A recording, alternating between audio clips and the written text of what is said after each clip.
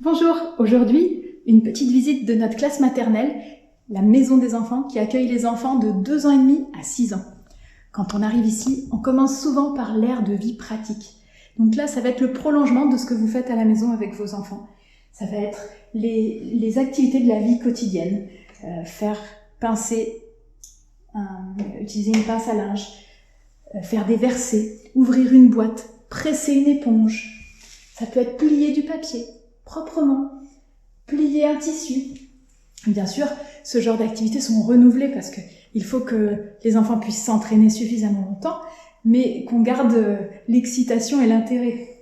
On va avoir toutes des activités aussi sur le soin de l'environnement. Les enfants sont mis à contribution, bien sûr, pour prendre soin de leur classe. C'est leur environnement, c'est leur maison. Et puis prendre soin d'eux, comme le lavage de mains, ou encore apprendre à boutonner sa veste.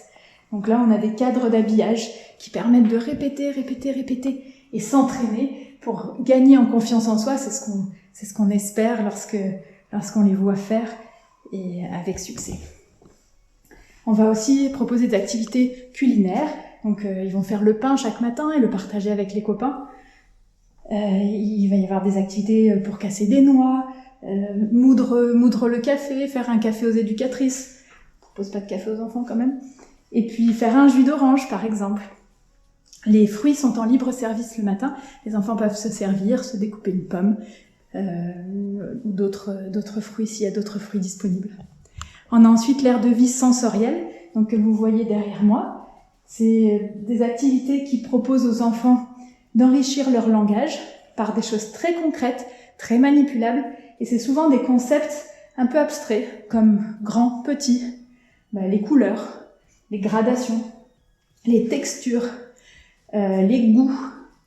Il va y avoir tout ce qui est lourd, léger, le poids, tout ce qui est son. En fait, donc, on va utiliser tous leurs sens pour développer aussi leur concentration et raffiner leur langage, le rendre de plus en plus précis. Et bien sûr, dans les 2 langues, en français et en anglais, puisque les 2 éducatrices vont faire la présentation du matériel, vont proposer l'activité à l'enfant. Et puis après, on rentre dans le concret des apprentissages fondamentaux avec la tenue du crayon, puisque les enfants auront bien développé leur préhension et raffiné leurs gestes. Et puis vient ensuite donc l'écriture, donc dans les 2 langues, on commence toujours par la langue maternelle, et puis la lecture, pareil, avec notre petit coin lecture, qui est souvent apprécié. On a mis quelques activités sur la table pour que vous puissiez vous imaginer ce que ça donne. Ensuite, le coin mathématique, il est très riche, le matériel Montessori est très riche et il permet de donner du sens à ce qu'on apprend. Donc on va partir vraiment de quelque chose de concret pour aller progressivement vers vraiment l'abstraction mathématique. Donc on va voir les nombres de 0 à 1000 et puis les 4 opérations.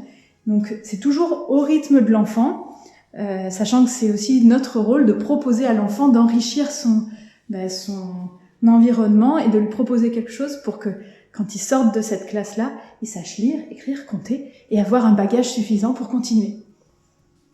On a ensuite bien sûr des activités de géographie et puis tout ce qui est botanique.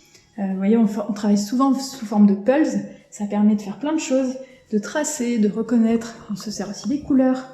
Et puis les sciences avec des activités autour des animaux et puis les sciences plutôt dures avec la découverte de l'électricité, ce qui coule, ce qui flotte, les bougies, les aimants, voilà. La musique, nous avons plusieurs activités musicales, c'est les fameuses clochettes Montessori. Merci pour votre attention, je ferai une prochaine vidéo pour la classe primaire. À bientôt, au revoir.